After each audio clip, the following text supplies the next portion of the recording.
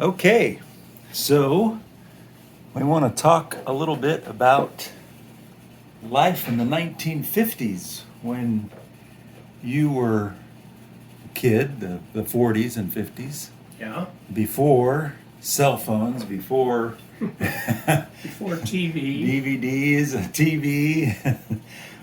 So just describe like what your day would be like. You'd get up, go to school. Just take us through just a typical day in the 40s, 50s. Okay, well, I have to think back. Um, well, I was born on December 9th, 1941, 2 days after Pearl Harbor, which is Pearl Harbor Day was when the Japanese uh, bombed uh, um, Pearl Harbor. Pearl Harbor. Yeah. And that got us into World War II. So that was my aunt and uncle, Herman and Lita, when they heard that I was born on December 9th. Of course, on the West Coast, which is where I lived, was blackout, no lights, because they thought the Japanese might come to the Pacific coast. Mm. So Lita and Herman were so excited, they drove all the way from Salem to Albany, where I was born, with their lights on. And I've always remembered that because they were so excited they forgot to turn off their lights. So anyway, those were different days.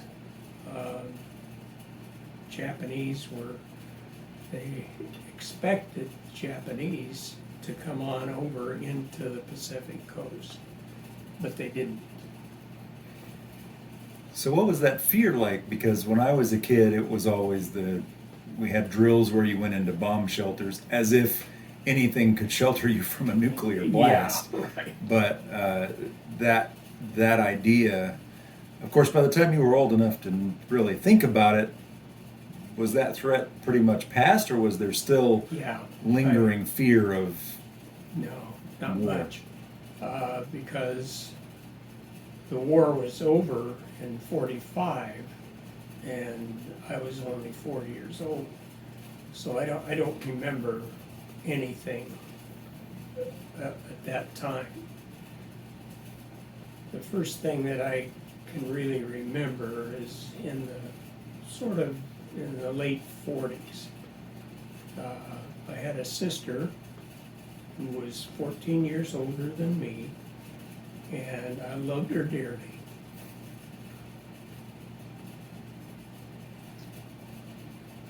And actually, she was more of a mother to me than my mother. My mother didn't like kids, and she was pretty hard on my sister. She'd take rose bush branches and swipper that would, you know, she didn't do that to me, but she really didn't like kids. Until she was older. Yeah, grandkids, the grandkids. She liked us just fine. Oh yeah, she loved the grandkids. And of course, my dad, I loved him dearly. And I was always afraid that they would get a divorce and I'd have to go with her.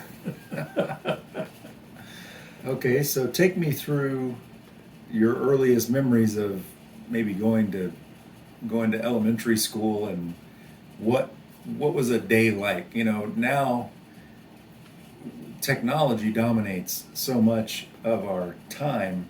Yeah. My daughter Riley spends all of her time when she's not working on school or she's not involved in something with various devices where you can do various things, whether you're talking to friends, whether you're playing a video game or watching a movie. It seems like from the minute we wake up until the time we go to bed, our lives are dictated by technology now. Yeah. But take us back to the 40s and 50s when Ooh, there what- wasn't any of that.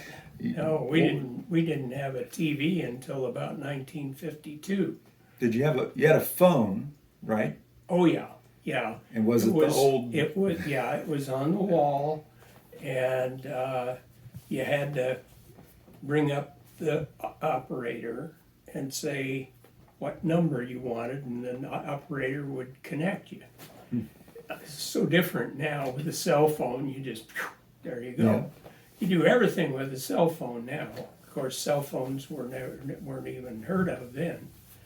When did it go from that, where you had to ask the operator to change you, to having the first like rotary phones where you dialed your own The number? thing I remember was when I got a Princess phone.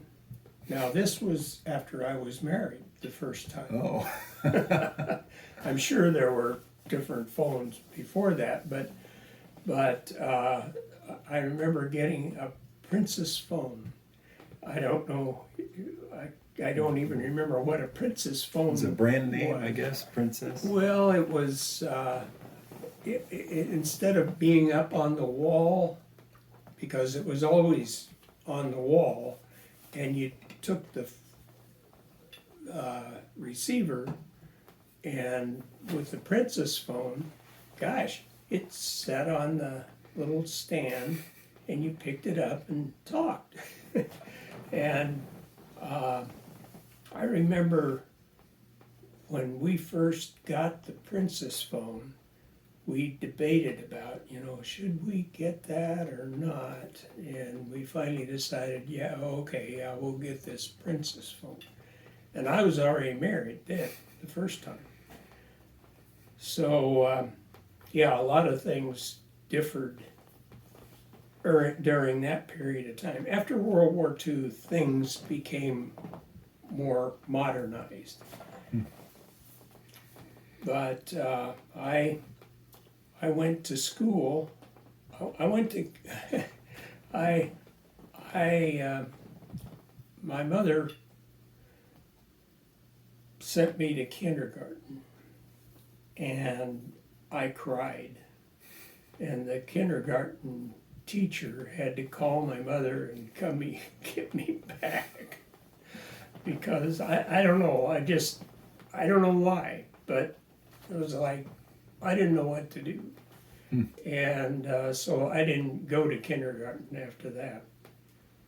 But then I went to first grade at Maple School, and I was there, I think, for 2 years, and then my parents moved out of down in Albany. They bought a house about a mile out of Albany, and there was a new school. Was that the Sweet Home, or was that before the Sweet Home? The Sweet Home. So where Grandma and Granddad lived when I was a kid, there was a house next door that they had lived in. I know what you mean by the Sweet Home.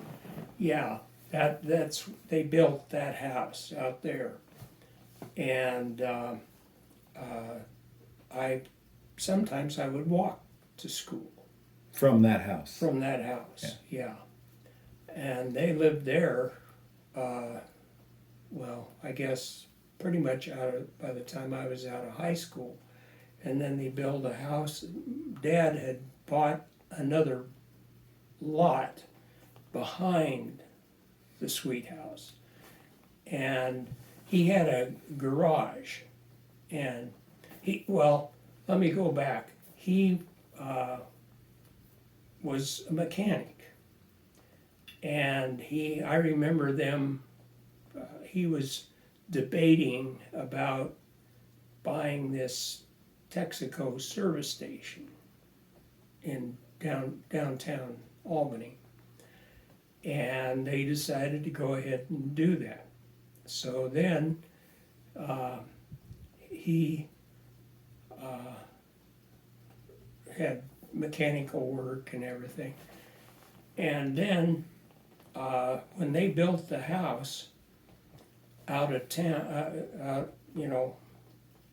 out of town, and he had a garage on the back lot, and he did mechanical work out there. So he sold the Texaco station, and everybody knew my dad, loved my dad.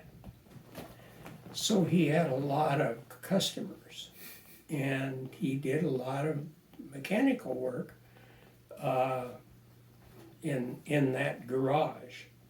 And then eventually, when they sold the Sweet House, they built the house on the next lot, and that's where I lived then until I went to college. So when you started grade school, you'd be in school all day, then you'd come home.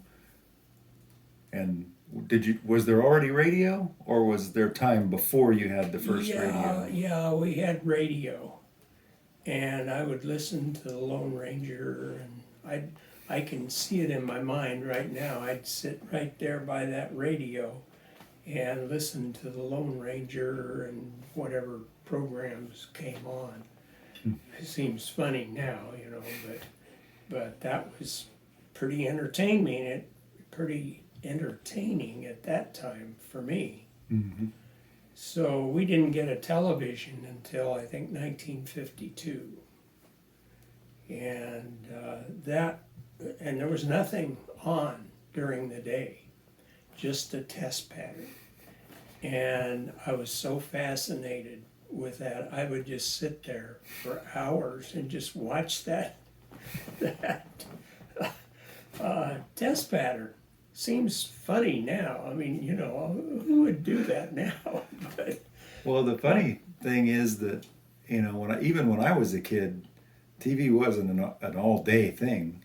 There was stuff on during the day, but you got to a certain time, and I don't remember, maybe it was 10 o'clock at night or maybe it was midnight, where the test pattern came on, because really? It would say that concludes our programming, or that concludes our programming day. Yeah. And then boo, and then just the rest of the night until sometime in the morning would be.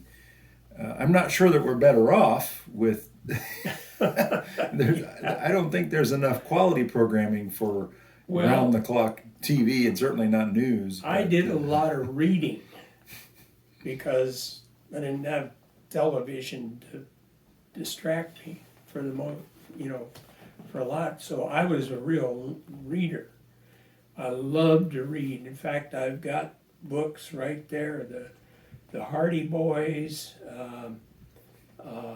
different books that A Child's History of the World, and Black Beauty, Black the Three Beauty. Musketeers. Oh yeah, the classics. Yeah. Yeah. My aunt, my dad's sister, gave me a lot of those books. She was a good old girl, and so she would buy books for me. But I've always been a reader. Hold that one up. I read the Hardy Boys. I had a ton of those when I was a kid. Because TV was, even though it was more prevalent when I was a kid, there wasn't as much. Most of it wasn't geared towards kids. Yeah. You got Saturday morning was about the only time you had. Yeah, Saturday morning Cartoons. And the rest of the day, the programming was stuff I thought was boring, like news and soap operas. Yeah. Now, I don't know when game shows came along, but when game shows came along, Grandma and I would watch all, Card Sharks and Family Feud and Price is Right and just a whole. Seemed like most of the day you could go with just a stream of game shows. Yeah. But. Well, my aunt and uncle, Herman and Lita, my mother's oldest sister and her husband, they got a color TV. And oh my gosh, I was just fascinated with that. A color TV. It was, just unimaginable. So I loved to go, and mother didn't like kids. She liked the grandkids, but not so much the kids. So she let me go to Aunt Lita and Uncle Herman's a lot. Oh. Yeah, which I loved because Herman would tell me all kinds of stories. He'd sit down and he'd say, well, buckshot, and he'd say, well, when I was a kid, and I loved it. I loved it. And I loved Aunt Lita too. She, if we went to the grocery store, I'd go over to the rack where they had comic books, and she'd say, well, just pick out whatever you want, and I'd get a bunch of comic books. And of course, Mother was like, oh my gosh. That's funny because Grandma did the same thing with me. She got her groceries at that Safeway in Albany, Yeah, and they had a rack of Spider-Man and Superman, superhero comic books. And she'd tell me, go ahead and pick out some comic books, and I did the same thing. I was enamored with comic books as a kid. Yeah. Mother was, she loved the grandkids, but she wasn't so much about my sister and me. But you would go, you've told me Uncle Herman would take you to Clear Lake for yeah. like the whole summer Yeah, yeah. and stay up there and just, He'd rent a cabin. He had a cabin, we rented it, and we'd stay up there all summer. I loved it. It was great.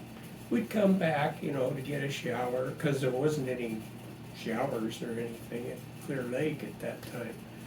No there's indoor. still only barely, Yeah. just in the last few years have they put indoor plumbing in those cabins up there. Yeah. When we were there, we had to go up on the hill in this little one-holer. Oh my gosh. But I loved it, and I loved Uncle Herman. He was really good to me. And we had a lot of, he'd tell me all kinds of stories, about his childhood and everything. And I was fascinated with it. So yeah, those were good years. So you'd go to school and then you'd come home and listen to the radio and Yeah. read. And read. And probably had chores of some kind. Probably, I don't You don't remember? remember so much on that. I know I had to mow the lawn, and of course we had dogs, had to feed the dogs. I was responsible for, at Mom's house, I was responsible for different things than at your house, of course, but Yeah. my laundry and dishes and that kind of thing. But we did a lot of yard work.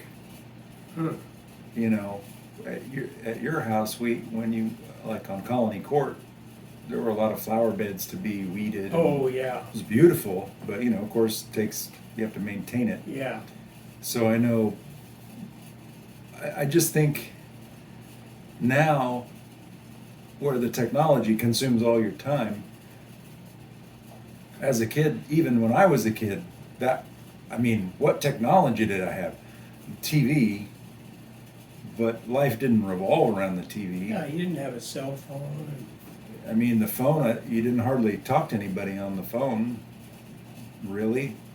It wasn't like you were just, now it's like the phone rings all the time, or somebody's always texting you or an email. Yeah. And then, I don't know that we're better off. Yeah, sure. Because we're not in the here and now. I think the technology puts us always somewhere else. And I get so many robocalls.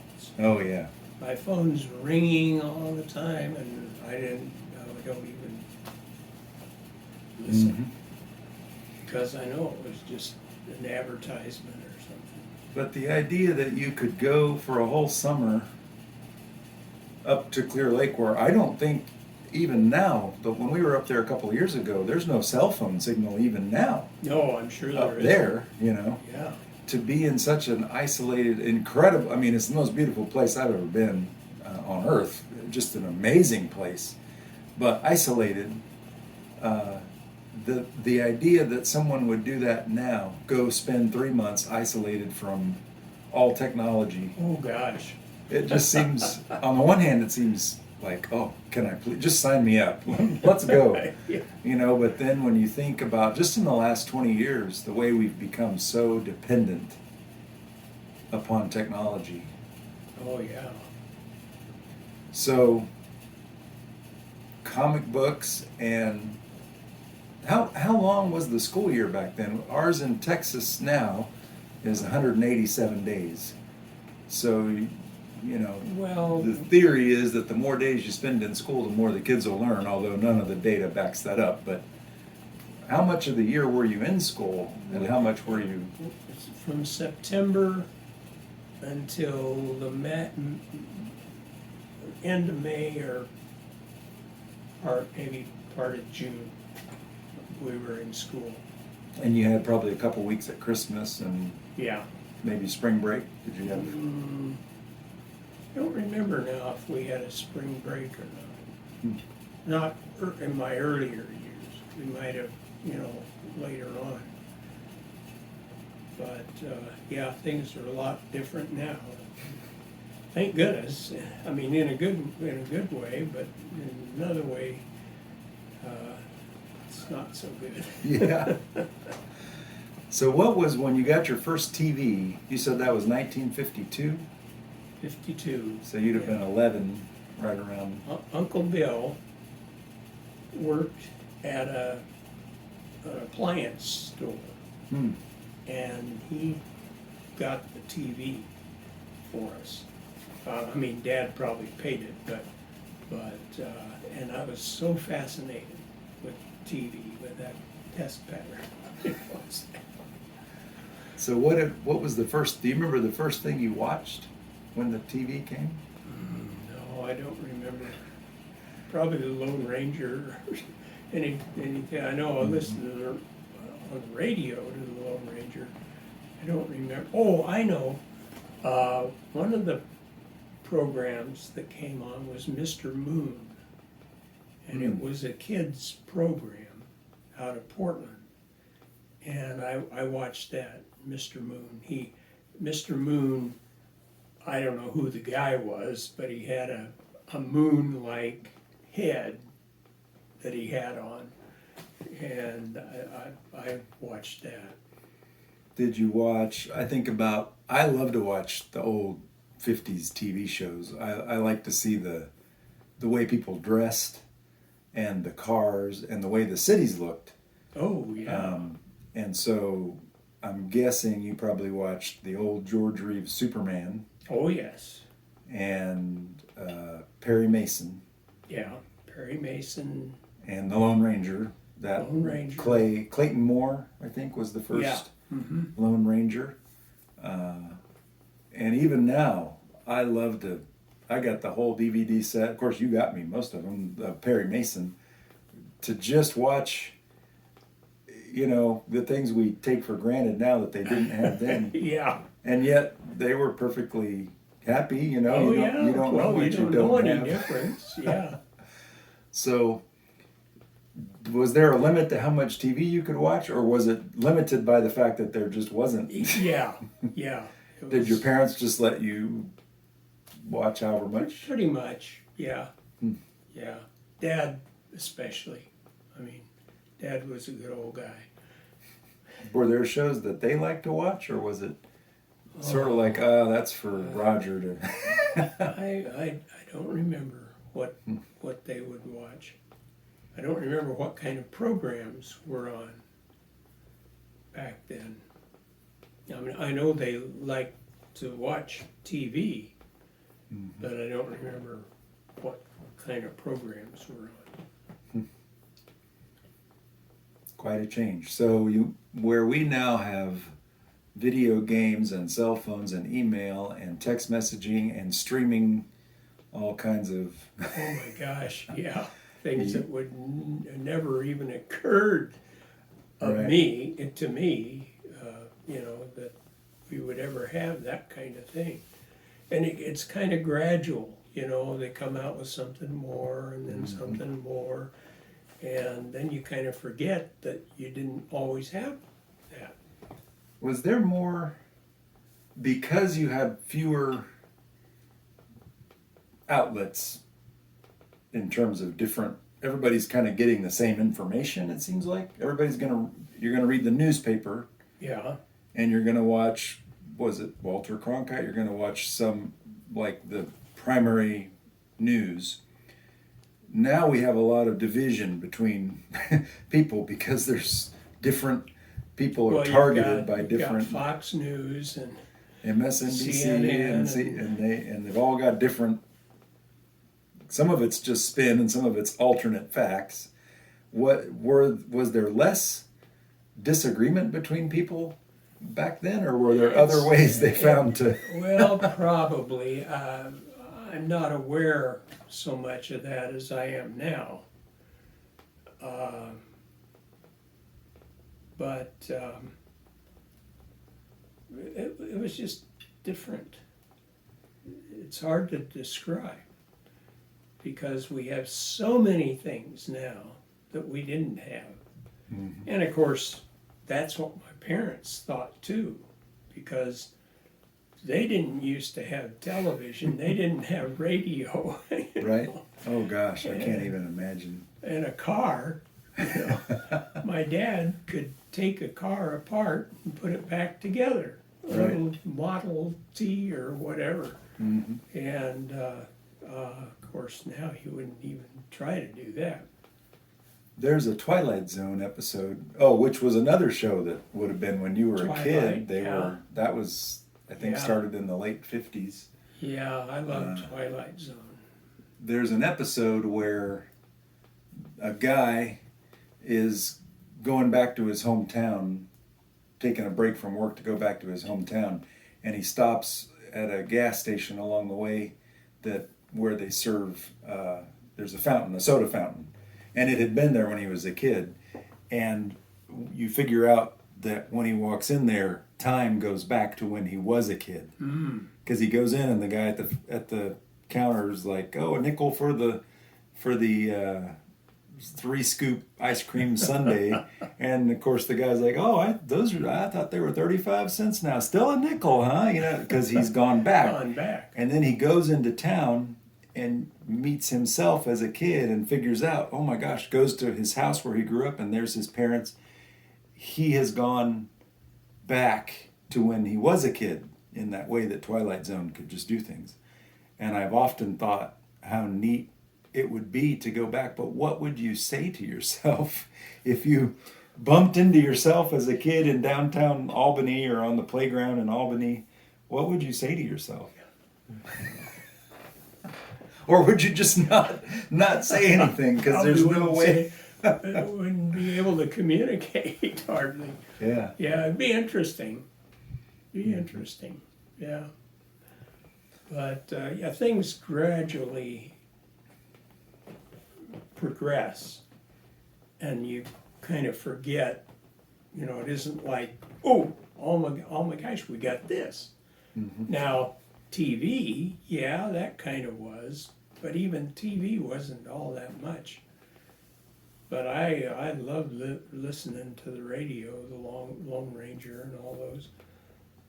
But I was fascinated by that TV. It was enough to watch the the test pattern, even when the TV wasn't on. Yeah. Simpler times. It seems really stupid now, but. And there is a little taste of life growing up in the 1940s and 50s. A little trip back in time.